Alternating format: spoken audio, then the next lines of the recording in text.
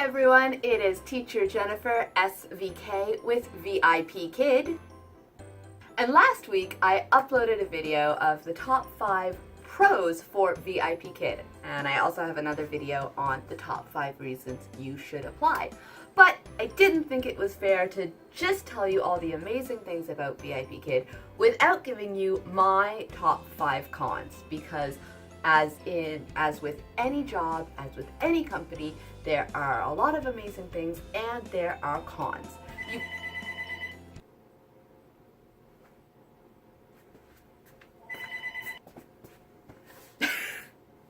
We have a landline that we literally never use, so I never answer it. Okay, so as with any company, there are always pros and there are cons. So here are my top 5 cons of VIPKID.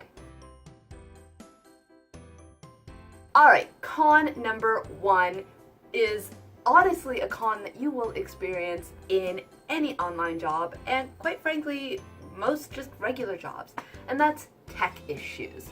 So by tech issues, I mean losing power, losing internet, losing lighting, basically losing power. That's a big tech issue. Also, computers randomly updating or scheduled updates, equipment not working. These are things you have to keep in mind when teaching. The good news is, as long as you have a backup plan, you're pretty set. Teachers are expected to have reasonable backup plans. For example, I have some battery-operated lighting, I've got a phone that has a hotspot connection, and I even have an old iPad. I'm not saying you have to go out and buy a second computer, just we have an iPad in the house that I always make sure is charged in case my laptop decides to update before my classes. So you really are sort of expected to understand that because you're working online, because you're working with technology, things happen and you should have a plan. I want to be clear about something though. Things like weather and natural disasters are completely out of a teacher's control unless you have some superpower that I don't have. I can't control if we're going to get a blizzard, but I can control a backup if I am to lose power during that blizzard. Now, things like tornadoes, massive fires, anything that you are, required to evacuate, that's a different situation. So when I say you need to have a backup, you need to have a reasonable backup. VIPKID does not expect you to sit and teach during a hurricane. That's not what I'm saying. But anything that you can control and that you can solve on your end, you should be able to do that. So just keep in mind, you're working online, you're working with technology, telling them you couldn't get into the classroom because your computer decided to update, or that's not going to cut it as an excuse. So definitely be aware that tech issues can be a con with any online company. Alright, con number 2 is the raise requirements. You can apply for a raise every 2 contracts, but you have to teach a certain number of peak classes, a certain amount of peak classes. You have to have a certain percentage of parent feedback, and there might be 1 or 2 other requirements. If you know that you're going to be a part-time teacher, or if you already know that, yeah, I can teach, but I can't teach all the peak hours, you may never be eligible for a raise. That doesn't mean you're not going to make good money.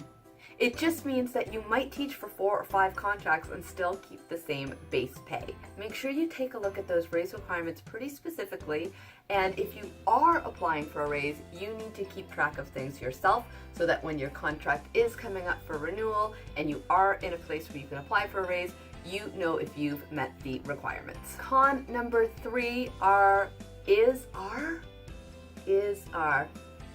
yes, I do teach English online. Con number 3 is the hours. Now, I don't necessarily think this is a con per se. Factor the time change. If you're in North America and your students are in China, they are anywhere from 12 to 15 hours ahead of you. We are doing these lessons when students get out of school and over the weekend. So in North America, that means we're working in the mornings or late at night. So Friday and Saturday nights, for me on the East Coast, translates to Saturday and Sunday during the day. Monday through Sunday mornings are the evenings. For some people, those hours are not going to be ideal. Like, it's not always fun when your alarm goes off at 5 a.m. For others, I don't mind it so much, and it's really the only way I can keep a job around my son's schedule, because I can work before he wakes up, or if I really want to, after he goes to sleep. I always tell people, just find ways to get energized. I have a good coffee maker. But also, these kids are so awesome. Like, your first class starts, and I come to class, and I'm like, oh, I'm so tired. And, my first student pops on the screen, and it's just full of energy. So keep the hours in mind, check out when the peak hours would be in your time zone, and just decide if those are hours that you can work with. Con number 4 is that there are no guaranteed teaching hours. So unlike a job when you work 9 to 5, or that you're paid a certain salary, with VIPKid you get paid for the amount of classes you teach. And it is the parents that book the classes with you. So your class schedule may take a while to fill. In fact, it's very, very normal to take 2 to 3 to 4 months to get a consistent schedule. It can also fluctuate week to week based on whatever is happening in China. Things like Spring Festival is often a lower booking time for teachers. During exam periods, sometimes students drop off VIPKid because they're studying for their exams, and just other holidays means that your week-to-week schedule may not always be the same. So if you need to set a certain financial goal every month, it's really important that you sort of keep in mind what's happening with your students. And when there's times that you can work extra, making sure that you work extra, say in December and January, to make up for possibly a slower March. I do think once you're with the company long enough, those dips don't happen as frequently. It's just something to keep in mind if you are looking at doing VIPKid either full-time or that you need to set a certain financial goal every month, is that you don't always have control over how many classes you work, meaning how much you get paid. And the 5th con, and I've saved this one for last because it is the one that tends to give teachers the most anxiety, and that is the sick policy and the cancellation policy. What you need to remember with VIPKid is that their big selling point, one of their big selling points, is that parents are booking the classes with the teachers that they want, which means the parents are expecting the teachers that they book to show up. If teachers were able to just switch or cancel whenever, there would probably be a higher number of teachers dropping out, students would be getting new teachers, and parents would not be happy. So VIPKid put a fairly strict cancellation policy in place, which means that teachers are only allowed 6 cancellations per contract, so within 6 months. And depending on how close to the class time you cancel, you can be fined up to $10 per class.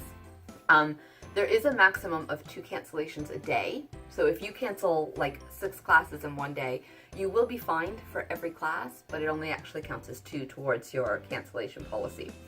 But anyway, it has put teachers in positions of teaching while sick to avoid fines, or teaching in situations where kind of in another job you might have been able to call, like if you're a brick and mortar teacher, to simply be able to call your substitute. I do think that VIPKid is sort of working with teachers on this. So there are 3 different levels of cancellation. You can have a soft, medium, or a hard. Hard cancellation is simply that you cancel class. Or you are not able to provide documentation to support what would be a soft or a medium. Soft cancellations are for things like you've gone into labor, you have an immediate family member who passes away. Like, guys, the people at VIPKid are human. They truly understand that life happens. Medium cancellations often include illness and things that may not be considered an emergency, but are still put you unable to teach. For things like medium and soft cancellations, you do need to be able to provide documentation, which could be birth certificates, death certificates, doctor's notes. I also know that there have been cases of documentation not being accepted, although generally I think that is because something wasn't submitted properly. There have been teachers who have, simply taken cancellations because, whatever your insurance is, maybe it would actually cost you more to go to a doctor to get a doctor's note than it would be to cancel class. I think that is the biggest con with the company, but I also think that it's not completely unreasonable and that there are ways to work with VIPKID so that you are not unfairly punished. So to kind of conclude with that fifth con, I do agree that the cancellation policy is not always fair. I do think it could use improvement, but I also see where VIPKID is coming from. That's it. Those are my 5 cons for VIPKID. I hope that they have either answered questions you've had, maybe made you feel better if you've read some cons online or heard them from other teachers. I wanted to try and give you kind of a balanced perspective of the pros and the cons, and to really share that the cons, yeah, they're there, but I don't think they are, so absolutely awful that I wouldn't want to work with this company. Obviously I do. I love what I do. I love waking up and seeing my kiddos every morning. If this is something that you are considering, please drop me a line. I've got my Instagram handle, I've got my email address. I would be absolutely happy, honored, thrilled, whatever, to help work with you through the interview process, to help mentor you, and to see you in the virtual classroom. Happy teaching!